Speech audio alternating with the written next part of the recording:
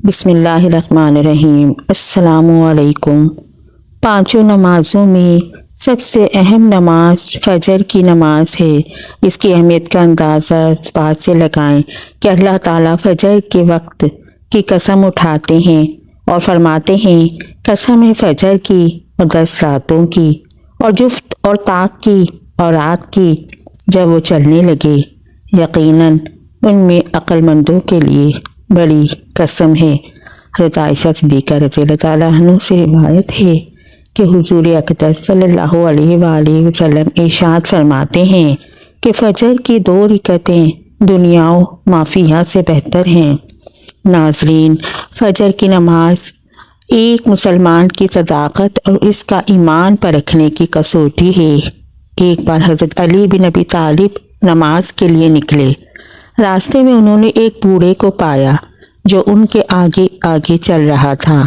आप रज़ियल्लाहु ताला अन्हु उसके पीछे पीछे चलने लगे और उसके बुढ़ापे की ताज़ीम और उसके एहतराम में आगे नहीं बढ़े। उधर मस्जिद में जमात की नमाज खड़ी हो गई। जब नबी करीम सल्लल्लाहु अलैहि वसल्लम रुकू में गए तो हज़रत जिब्राईल अलैहिस्सलाम ने आप सल्लल्लाहु अलैहि वसल्लम की पुश्त पर अपना पैर रख दिया। आप सल्लल्लाहु अलैहि वसल्लम जब रुकू से उठने का इरादा फरमाते, हज़रत जिब्राईल अलैहिस्सलाम आपको रोक देते। यहाँ तक कि हज़रत अली रज़ियल्लाहु ताला अन्हु ने आप सल्लल्लाहु अलैहि वसल्लम को नमाज में पा लिया, यानी नमाज में आकर शरीक हो गए। राफ़े बिन खुदैज रज़ियल्लाहु ताला अन्हु कहते हैं कि मैंने रसूलुल्लाह सल्लल्लाहु अलैहि वसल्लम को फरमाते सुना कि फ़जर खूब उजाला करके पढ़ो, क्योंकि इसमें ज़्यादा सवाब है। यानी इतना उजाला हो जाने दो कि तुलुए फ़जर में कोई शक व शुबा बाकी ना रहे। या ये हुक्म उन चांदनी रातों में है जिनमें तुलुए फ़जर वाज़े नहीं होता। शाह वली अल्लाह दहलवी हज्जतुल बालगा में लिखते हैं कि खिताब उन लोगों को है जिन्हें जमात में कम लोगों की हाजिरी का खदशा हो, या ऐसी बड़ी मस्जिदों के लोगों को हो है जिसमें कमज़ोर और बच्चे सभी जमा होते हों। या उस हदीस का मफहूम ये है कि फ़जर की नमाज खूब लंबी पढ़ो ताकि ख़त्म होते होते खूब उजाला हो जाए। जैसा कि हज़रत अबू बैज़ा रज़ियल्लाहु ताला अन्हु की रिवायत में है कि आप फ़जर की नमाज पढ़कर लौटते तो आदमी अपने हमनशीन को पहचान लेता। हज़रत अबू हुरैरा रज़ियल्लाहु ताला अन्हु से हदीस मरवी है कि नबी करीम सल्लल्लाहु अलैहि वसल्लम ने इरशाद फरमाया कि मुनाफिकीन के लिए सबसे भारी इशा और फ़जर की नमाज है। अगर उन्हें मालूम हो कि इसमें क्या अजर सवाब है तो वो इसके लिए ज़रूर आए, चाहे घसीट कर आए। और मैंने इरादा किया है कि नमाज के अकामत का हुक्म दूँ, फिर एक शख्स को नमाज पढ़ाने का हुक्म दूँ और फिर अपने साथ कुछ आदमी लेकर जाऊं। उनके साथ लकड़ियों का ईंधन हो और जो लोग नमाज के लिए नहीं आए उन्हें घरों समेत जलाकर राख कर दूं। ये हदीस शरीफ रसूलुल्लाह सल्लल्लाहु अलैहि वसल्लम के ज़माने के मुनाफिकीन के बारे में है, जिसमें मुनाफिकीन की एक अलामत बताई गई है कि वैसे तो मुनाफिकीन पर सब नमाजें भारी हैं, अलबत्ता फ़जर और इशा की नमाजें क्योंकि आराम और नींद के वक्त हैं, इसलिए मुनाफिकीन पर ज़्यादा भारी हैं। और इन 2 वक्तों में नमाज में हाजिर होना उनको तबीयत पर नहायत गिरां गुजरता है, जबकि रसूलुल्लाह सल्लल्लाहु अलैहि वसल्लम के ज़माने के मुसलमानों के लिए ये बात बहुत बाईद थी कि कोई बिला उज़्र मस्जिद की जमात छोड़ दे।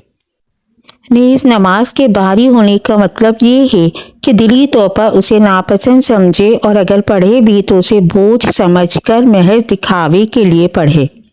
लिहाजा आज के दौर में अगर कोई मुसलमान फ़जर और इशा की नमाज में सुस्ती करता है तो उसे मुनाफिक नहीं शुमार किया जाएगा, क्योंकि ये उसकी अमली सुस्ती है जिसकी वजह से वो गुनहगार होगा। लेकिन वो दिल से नमाज को आया तबीयत पर गिरां गुजरे भी नहीं समझता, इसलिए उसे मुनाफिक कहना दुरुस्त नहीं। अलबत्ता ये कहा जा सकता है कि उसने मुनाफिकों वाला अमल किया है। नमाज फ़जर के लिए उठने की तदबीरें आपके सामने पेश करते हैं।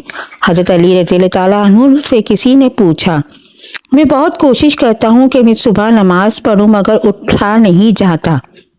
حضرت علی رضی اللہ تعالیٰ عنہ نے فرمایا یہ نیند کی وجہ نہیں بلکہ تم جو سارا دن گناہ کرتے ہو وہ تمہاری گردن میں توق، ہاتھوں میں ہتھکڑی اور پاؤں میں بیڑیاں پہنا دیتے ہیں، وہ تمہیں اٹھنے نہیں دیتا۔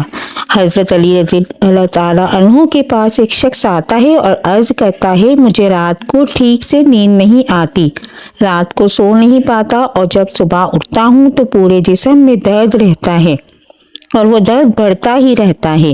جب وہ اپنا درد حضرت علی رضی اللہ تعالیٰ عنہ کو بیان کر چکا تو آپ نے اس شخص سے فرمایا کہ اے شخص رات کو پانی پیتے ہو، پانی پینا بند کر دو کیونکہ ایسا کرنا صحت کے لیے انتہائی نامناسب ہے، اور رات کو پانی پینے سے جسم میں ایسا درد شروع ہو جاتا ہے کہ اگر اللہ پاک اسے شفا دینا چاہیں تو دے سکتے ہیں ورنہ اس کا علاج ممکن نہیں۔ اگر سہولت ہو تو دوپہر کے وقت آرام ضرور کیا کرے، یہ سنت ہے اور اس سے فجر میں اٹھنے میں بڑی مدد ملتی ہے۔ رات کا کھانا جلد کھائیں اور کم کھایا کریں۔ رات کو پانی نہ پئیں، اگر شدید ضرورت ہو تو کم سے کم پانی پئیں۔ رات کو جلد سو جائیں۔ رات کو سونے کے مسنون اعمال کر کے سویا کریں، کسی سے صبح اٹھنے کے لیے کہہ کر سویا کریں۔ الارم لگائیں اور الارم کو اتنا دور رکھیں کہ اسے بند کرنے کے لیے اٹھ کر چل کر جانا پڑے۔ جیسے ہی آنکھ کھلے تو دونوں ہاتھوں سے چہرے کو دیر تک اچھی طرح ملیں، یہ عمل بھی سنت ہے۔ نیند سے بیزاری پر ہمت کر کے فوراً اٹھ کھڑے ہوں۔ نفس کے اس تقاضے پر عمل نہ کریں کہ ابھی تھوڑی دیر اور آرام کر لیتے ہیں پھر اٹھ جائیں گے، اس طرح نماز قضا ہو جاتی ہے۔ اللہ سے مدد مانگتے رہا کریں۔ فجر میں اٹھنے کا پختہ ارادہ کر لیا کریں۔ اندرونی الارم لگائیں، یعنی دل میں بھی اللہ کی محبت پیدا کریں۔ مؤذن جو 5 وقت کی اذان دیتا ہے، حضرت ابو ہریرہ سے روایت ہے کہ رسول اللہ صلی اللہ علیہ وآلہ وسلم نے فرمایا اگر لوگوں کو معلوم ہو جائے اذان دینے اور پہلی صف میں کھڑے ہونے کی کتنی فضیلت ہے، پھر وہ اس پر قرآن اندازی کرنے کے بغیر کوئی چارہ نہ پائیں تو وہ اس پر ضرور قرآن اندازی کریں، اور اگر وہ جان لیں کہ نماز کے لیے اول وقت آنے میں کیا فضیلت ہے تو وہ ضرور اس کی طرف دوڑ کر آئیں۔ اگر وہ جان لیں کہ نماز عشاء اور نماز فجر کی کیا فضیلت ہے تو وہ ضرور ان میں شریک ہوں، اگرچہ انہیں سینے کے بل گھسیٹ کر آنا پڑے۔ حضرت ابو ہریرہ رضی اللہ تعالیٰ عنہ کی روایت میں ہے کہ آپ صلی اللہ علیہ وآلہ وسلم نے خاص طور پر مؤذن کے لیے مغفرت کی دعا فرمائی ہے۔ حضرین، مؤذن جس طرح اذان کے ذریعے اللہ تعالیٰ کی بڑائی کا اعلان کرتا ہے اور اس کی وحدانیت کا ترانہ گاتا ہے، اسی طرح کا اس کو اجر بھی رب العزت مرحمت فرمائیں گے کہ قیامت کے دن سب سے بلند مقام عطا ہوگا اور اس کو امتیازی شان حاصل ہوگی، اور وہ ساری کائنات جس نے اس کی آواز سن لی ہے اس کے حق میں گواہی دے گی۔ رسول اللہ صلی اللہ علیہ وآلہ وسلم نے فرمایا کہ جس نے فجر کی نماز 1 رکعت جماعت کے ساتھ سورج نکلنے سے پہلے پا لی، اس نے فجر کی نماز با جماعت کا ثواب پا لیا، اور جس نے عصر کی 1 رکعت جماعت کے ساتھ سورج ڈوبنے سے پہلے پائی اس نے عصر کی نماز با جماعت کا ثواب پا لیا۔ مسلمان عورتیں حضور اکرم صلی اللہ علیہ وآلہ وسلم کے ساتھ نماز فجر پڑھنے چادروں میں لپٹ کر آتی تھی۔ رسول اللہ صلی اللہ علیہ وآلہ وسلم نے فرمایا کہ رات و دن میں فرشتوں کی ڈیوٹیاں بدلتی رہتی ہیں، فجر اور عصر کی نمازوں میں ڈیوٹی پر آنے والوں اور رخصت پانے والوں کا اجتماع ہوتا ہے۔ پھر تمہارے پاس رہنے والے فرشتے جب اوپر چڑھتے ہیں تو اللہ تعالیٰ پوچھتا ہے، حالانکہ وہ ان سے بہت زیادہ اپنے بندوں کے متعلق جانتا ہے، کہ میرے بندوں کو تم نے کس حال میں چھوڑا؟ وہ جواب دیتے ہیں کہ ہم نے جب انہیں چھوڑا تو فجر کی نماز پڑھ رہے تھے، اور جب ان کو پائیں گے تب بھی وہ عصر کی نماز پڑھ رہے تھے۔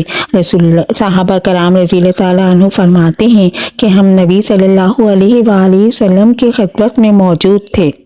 آپ صلی اللہ علیہ وآلہ وسلم نے چاند پر ایک نظر ڈالی، پھر فرمایا کہ تم اپنے رب کو آخرت میں اسی طرح دیکھو گے جیسے اس چاند کو اب دیکھ رہے ہو۔ اس کے دیکھنے میں تم کو کوئی زحمت بھی نہیں ہوگی۔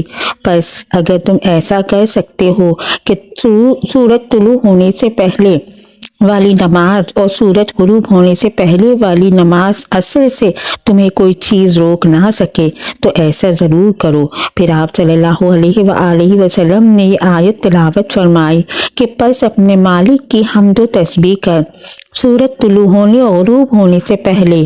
اسماعیل راوی حدیث میں کہا ہے کہ عصر و فجر کی نمازیں تم چھوٹنے نہ پائیں، ان کا خاص طور پر دھیان رکھو۔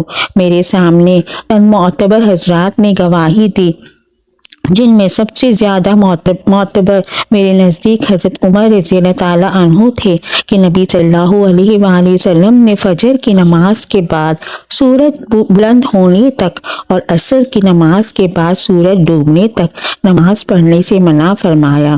ابن عباس بیان کرتے ہیں کہ انہوں نے فرمایا کہ مجھ سے چند لوگوں نے حدیث بیان کی ہے کہ نبی کریم صلی اللہ علیہ وآلہ وسلم نے 2 طرح کی خرید و فروخت، 2 طرح کے لباس اور 2 وقتوں کی نماز سے منع فرمایا۔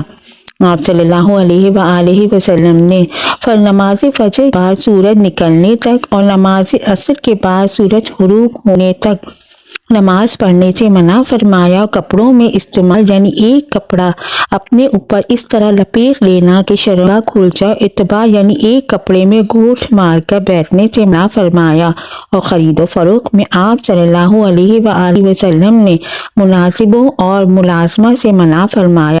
اللہ پاک کے آخری نبی صلی اللہ علیہ وآلہ وسلم نے فرمایا، اللہ ارشاد فرماتا ہے، میں نے تمہاری امت پر دن رات میں 5 نمازیں فرض کی ہیں، اور میں نے یہ عہد کیا ہے کہ جو ان نمازوں کو ان کے اوقات میں پابندی سے پڑھے گا میں اس کو جنت میں داخل کروں گا، اور جو پابندی نہیں کرے گا اس کے لیے میرے پاس کوئی عہد نہیں۔ قرآن پاک میں ارشاد ہے کہ رب کو سراہتے ہوئے اس کی پاکی بولو، سورج چمکنے سے پہلے اور اس کے ڈوبنے سے پہلے۔ نماز فجر پر 5 فرامین مصطفیٰ صلی اللہ علیہ وآلہ وسلم۔ نمبر 1، صحابی ابن صحابی عبداللہ بن عمر سے روایت ہے کہ حضور اکرم صلی اللہ علیہ وآلہ وسلم نے ارشاد فرمایا، جو صبح کی نماز پڑھتا ہے اور اللہ پاک کے ذمے ہے وہ تم اللہ پاک کا ذمہ نہ توڑو، جو اللہ پاک کا ذمہ توڑے گا اللہ پاک اسے اوندا یعنی الٹا کر کے دوزخ میں ڈال دے گا۔ نمبر 2، حضرت سلمان فارسی سے روایت ہے کہ اللہ پاک کے آخری نبی صلی اللہ علیہ وآلہ وسلم کا فرمان عبرت نشان ہے، جو صبح کی نماز کو گیا ایمان کے جھنڈے کے ساتھ گیا، اور جو صبح بازار کو گیا ابلیس یعنی شیطان کے جھنڈے کے ساتھ گیا۔ حضرت عمارہ بن روبیہ رضی اللہ تعالیٰ عنہ فرماتی ہیں کہ میں نے نبی کریم صلی اللہ علیہ وآلہ وسلم کو فرماتے سنا کہ جس نے سورج کے طلوع غروب ہونے سے پہلے نماز ادا کی یعنی فجر و عصر کی، وہ ہرگز جہنم میں داخل نہ ہوگا۔ نمبر 4، حضرت ابو عبیدہ بن جراح بیان کرتے ہیں کہ رسول اکرم صلی اللہ علیہ وآلہ وسلم نے ارشاد فرمایا، جمعے کے دن پڑھی جانے والی نماز باجماعت سے افضل کوئی نماز نہیں ہے۔ میرا گمان یعنی خیال ہے کہ تم میں سے جو اس میں شریک ہوگا اس کے گناہ معاف کر دیے جائیں گے۔ حضرت انس رضی اللہ تعالیٰ عنہ سے روایت ہے، سرکار مدینہ صلی اللہ علیہ وآلہ وسلم نے فرمایا کہ جس نے 40 دن فجر و عشاء باجماعت پڑھی اس کو اللہ پاک 2 آزادیاں عطا فرمائے گا، ایک نار یعنی آگ سے اور دوسری نفاق یعنی منافقت سے۔ نماز جنت کی چابی ہے۔ اللہ پاک ہمیں وقت پر 5 نماز پڑھنے کی توفیق عطا فرمائے۔ اللہ پاک ہمیں ہدایت کا راستہ دکھائے اور ہمیں ایمان والی موت نصیب فرمائے۔ آمین ثم آمین۔ اگر میری ویڈیو پسند آئی ہو تو اس کو لائک، شیئر اور سبسکرائب کیجیے۔ جزاک اللہ۔